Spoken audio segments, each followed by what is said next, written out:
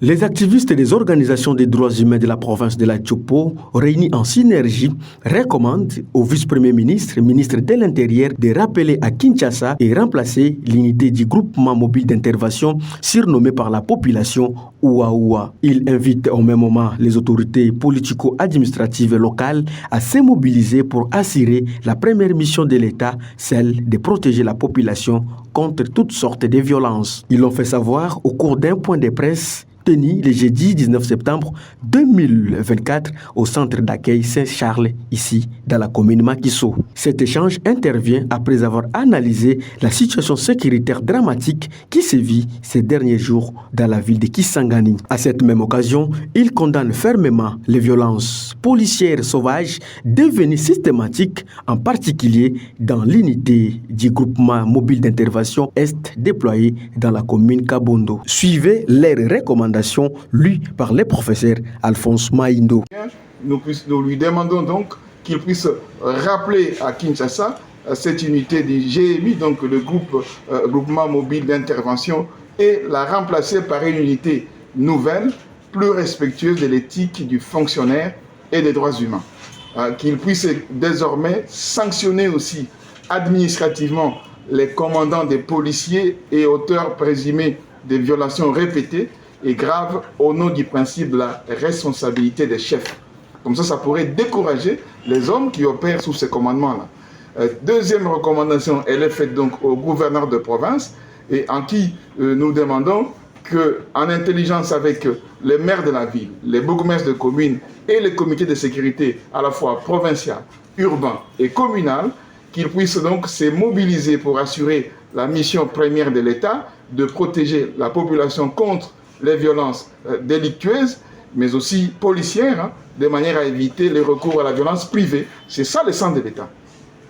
Troisième recommandation, celle-là, elle est adressée donc au commissaire provincial de la police, à qui il est donc demandé d'ouvrir des actions disciplinaires contre les policiers délinquants et les déférer devant l'auditorat militaire pour répondre de leurs actes. La recommandation suivante, elle est adressée à l'inspection provinciale de la police et à l'auditorat militaire pour qu'ils puissent diligenter et interagir étroitement de manière à mettre fin à la criminalité des éléments de la police. Recommandation suivante, elle est faite donc au barreau de la Tchopo, en l'occurrence ici puisqu'il s'agit d'un avocat. Cette recommandation demande donc au barreau de la Tchopo d'engager une action forte pour marquer son engagement pour les droits humains et la solidarité de corps par rapport à un de leurs confrères qui est donc victime de ça.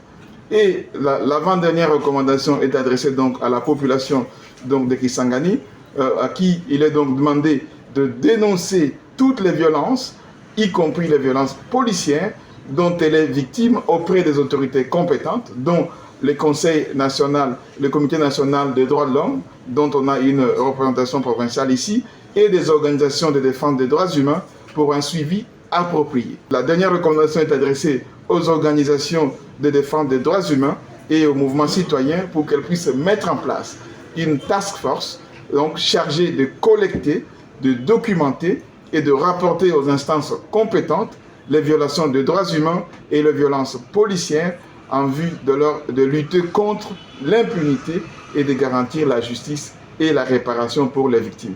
Il faut signaler que le dernier cas en date de la torture subie par Maître Smith Toaibou Djouma, avocat au barreau de Kisangani, en date du 14 septembre 2024. Cet avocat a été tabassé à mort par les éléments de la police nationale congolaise de l'unité de GMI Est, 11 environ de 21h avec sa femme. C'était sur la 4e avenue commune Kabondo, ligne d'Amba, où il revenait d'Idei. Son état reste critique et jusqu'à présent, témoigne Pierre Kibaka, l'un des activistes.